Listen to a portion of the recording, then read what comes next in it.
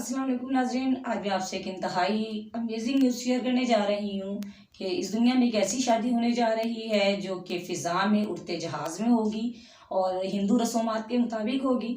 आपको पता है कि हिंदू रस्मात के मुताबिक जो है आग के गिर्द फेरे भी लिए जाते हैं और वो रस्म भी होनी है। अब सवाल ये उठता है कि उड़ते जहाज़ में शादी तो हो सकती है, लेकिन उसमें आग जलाकर कैसे फेरे लिए जाएंगे?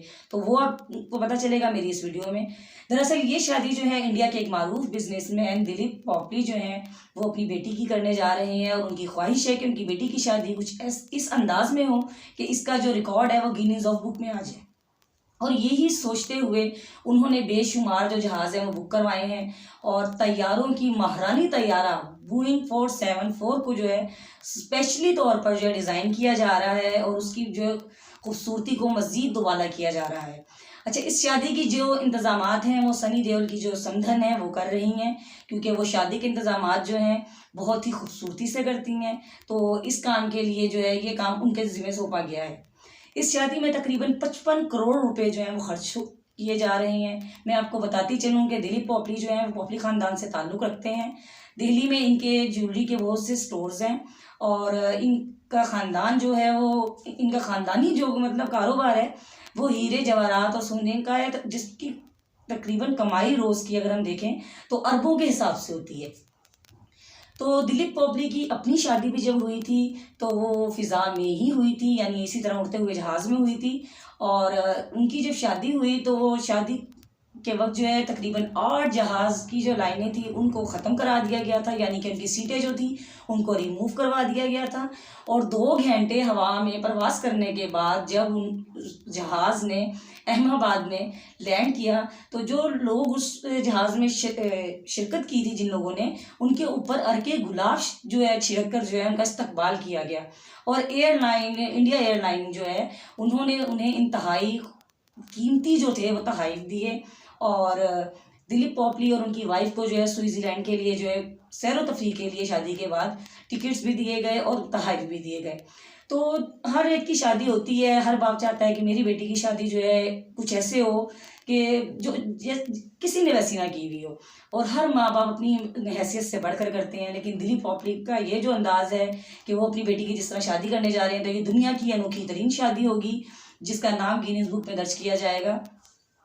क्योंकि आग के गिर्द फेरे लेना और हवाई जहाज़ में शादी होना ये एक नामुमकिन सी बात है। तो मैं आपको बताती चलूँ कि शादी की जो जितनी भी रस्मात हैं वो सारी जो हैं हवाई जहाज़ में होंगी।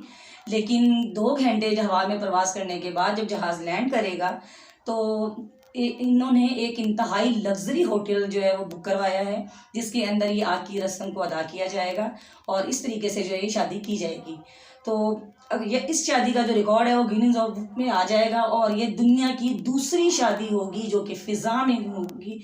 क्योंकि हमने ये तो सुना था कि लोग चाँद पे चले गए और चाँद पे जाके उन्होंने घर ले लिए, सब कुछ कर लिया, लेकिन आज ये एक बड़ी ही अजीब सी न्यूज़ है और सुनने में बड़ी दिलचस्प भी है और बहुत खुशी महसूस हो रही है कि एक शादी होने जा रही है और वो भी फ़िज़ा में होनी है, जहाज़ में होगी उड़ते हुए।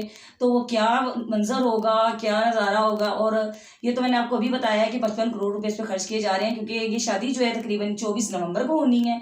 तो मज़ीद अभी हो सकता है इस पर और भी खर्चा हो। तो ये दुनिया की महंगी तरीन शादी भी होगी और ये फ़िज़ा में होगी। इसमें तमाम नामवर शख्सियात जो हैं वो शिरकत करेंगी। और बॉबी देओल का मैंने आपको बताया है कि क्योंकि उनकी समधन ये शादी जो है ऑर्गेनाइज कर रही हैं, सारी अरेंजमेंट उनके हाथ में है, तो लाजमी बात है कि बॉबी देओल की तो पूरी फैमिली यहाँ शादी में शिरकत करेगी। तो ये शादी जो है एक अलग ही अंदाज में होनी है। तो इंशाअल्लाह ताला फिर 24 नवंबर को देखते हैं कि ये शादी जो है अल्लाह पाक के हुक्म से साथ खैरियत से होती है। तो हम सब के लिए ये बहुत ही एक खुशी की बात होगी और एक बहुत ही मुनफरिद बात है कि इस तरीके से शादी हो रही है और वो भी हवाई जहाज़ में उड़ते हुए हो रही है। तो ये खबर जब मैंने सुनी तो मुझे लगा कि ये मुझे आपसे लाजमी शेयर करनी चाहिए। तो अगर आपको मेरी ये न्यूज़ अच्छी लगी है तो कमेंट बॉक्स में मुझे मेरी राय ज़रूर दीजिएगा। इंशाअल्लाह ताला आपसे दोबारा मुलाकात होगी एक नई वीडियो और एक नए पैगाम के साथ। तब तक के लिए अल्लाह हाफ़िज़।